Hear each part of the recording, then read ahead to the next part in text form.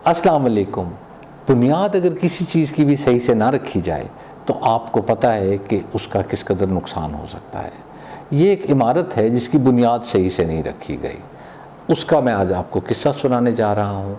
कुछ लोगों ने पिछली वीडियोस पे कमेंट किया था, बहुत कम लोगों ने किया था, लेकिन मैंने कहा उस चीज़ को भी हमें कवर कर लेना चाहिए। कुछ लोगों ने ये कमेंट किया था कि आप नेगेटिविटी प्रमोट कर रहे हैं इस तरह की वीडियोस से, तो मैंने ये सोचा कि इस दफ़ा मैं जो वीडियो बनाऊंगा उसमें आपको इसका हल भी बता दूंगा कि आपने इससे बचना कैसे है। तो इस वीडियो के एंड पे मैं आपको ये जो नेगेटिविटी हुई थी उसका हल भी बताऊंगा। अब इस शख्स का किस्सा आपको सुना देता हूँ। इन साहब ने एक प्लॉट लिया, एक कनाल का प्लॉट था और उस पर कंस्ट्रक्शन शुरू की। इन्होंने फ़ैसला किया कि ठेकेदार से मैं काम करवाऊंगा और ख़ुद बैठ के काम कराऊंगा। अब 9 घंटे तो मुमकिन नहीं था बैठना, लेकिन 5, 6, 7 घंटे वो दिन में बैठा करते थे और उन्होंने खुद बैठ के सारा घर बनवाया। पहले चॉकिंग हुई, चॉकिंग के बाद खुदाई और खुदाई के बाद बुनियादें शुरू हो गई। जब बुनियादें शुरू हुई तो उनकी तबीयत ज़रा ख़राब हो गई और कुछ दिन उन्हें छुट्टी करनी पड़ी। ठेकेदार ने बुनियादों में क्या किया, उसने बुनियादों में ईंटें तो लगाईं लेकिन ईंटों को सीमेंट नहीं किया, यानी कि सीमेंट बीच में नहीं लगाया और ईंटें रख दी। उसने 36 इंच का रद्दा लगाया, फिर 27 इंच का, और इस तरह करते करते जब वो 13.5 इंच पे आया तो वहाँ उसने सीमेंट लगा दिया और उसके बाद ऊपर 9 इंच की जो दीवार थी उसके ऊपर सीमेंट लगा दिया। घर बन गया, घर मुकम्मल हो गया, वो लोग शिफ्ट हो गए। शिफ्ट होने के बाद भी वो बहुत तसल्ली में थे और घर ठीक, अभी तक घर वो मौजूद है, ठीक है। हुआ ये कि 1 साल बाद उस घर पे एक जो मिस्त्री काम कर रहा था उसका नंबर इनके पास था। इन्होंने उस मिस्त्री को बुलाया, कोई काम था उसी घर में। तो जब वो मिस्त्री आया उसने ये हकीकत बताई। उस वक्त तक इन मालिक को नहीं पता था कि ये हुआ।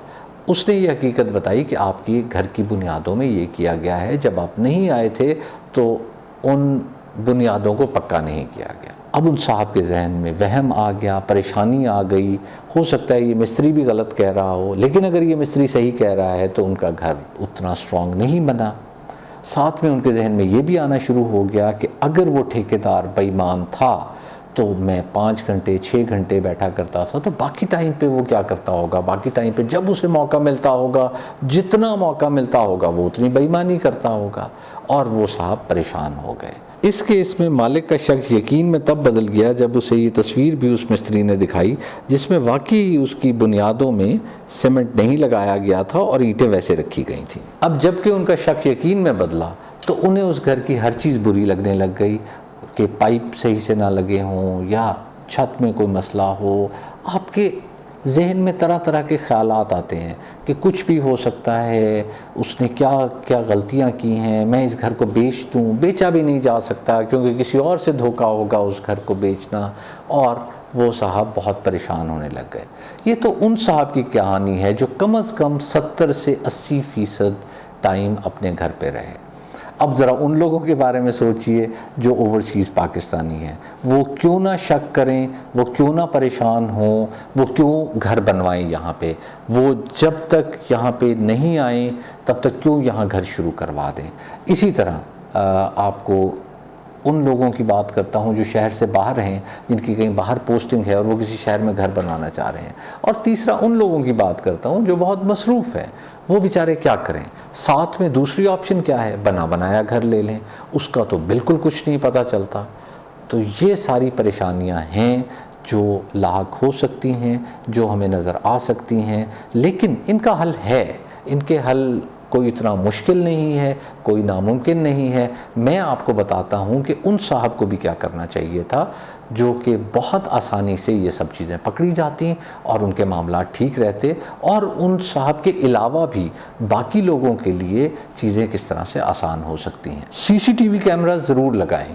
इनका खौफ ही बहुत ज़्यादा होता है। वैसे तो आप रेगुलरली देखते रहते हैं, आप नहीं, आपकी फैमिली भी देखते रहती है, आपके फ्रेंड्स भी देखते हैं, क्योंकि आप उन्हें दिखाते हैं कि ये मेरा घर बन रहा है, ऐसे बन रहा है, तो मॉनिटरिंग आपकी जारी रहती है। लेकिन अगर आप मॉनिटर नहीं भी कर रहे, उस टाइम नहीं भी देख रहे, तो मेरा पर्सनल एक्सपीरियंस ये है कि लेबर मिस्त्री वो उनमें एक खौफ रहता है और वो बेईमानी नहीं करते।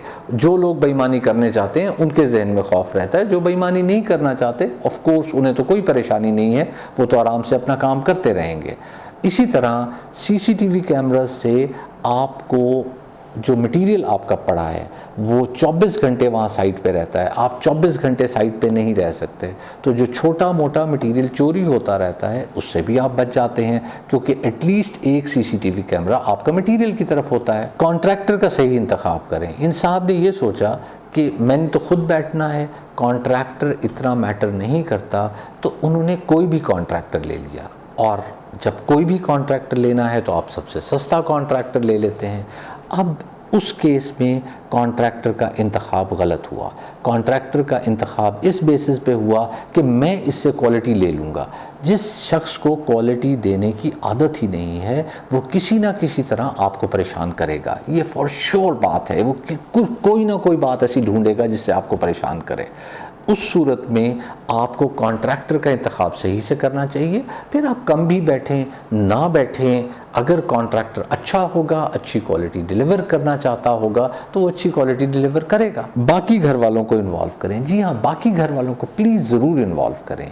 आपके साथ कोई ऐसा वाक़या हो जाता है, आप बीमार हो जाते हैं, आजकल कोविड टाइम है, 15-15 दिन के लिए लोग जा नहीं सकते, उस दौरान काम रोका नहीं जा सकता, कॉन्ट्रैक्टर लड़ता है कि मेरी लेबर अब फारिग बैठी हुई है, तो बाकी घर वालों को इन्वॉल्व करें, उन्हें डिज़ाइन स्टेज में भी इन्वॉल्व रखें ताकि वो कंस्ट्रक्शन स्टेज में भी इन्वॉल्व रहें।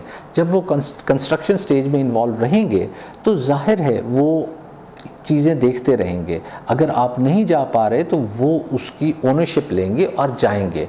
और एक चीज़ मैं आपको बता दूं कि मौजूदगी किसी ना किसी की अगर साइट पे हो तो उसका फ़र्क पड़ता है, चाहे उसे पता हो या ना हो, लेकिन फिर भी मौजूदगी से फ़र्क पड़ता है। कम से कम ये काम तो नहीं होना था कि बग़ैर सीमेंट के ईंटें लगा दी जाएं। अगर बजट इजाज़त देता है और पॉसिबल है तो एक कंसल्टेंट ज़रूर रख लें। अब कुछ जगह पे ये पॉसिबिलिटी नहीं होती कि आप कंसल्टेंट रखें, लेकिन अगर पॉसिबल है और बजट आपको इजाज़त देता है तो ज़रूर रखें।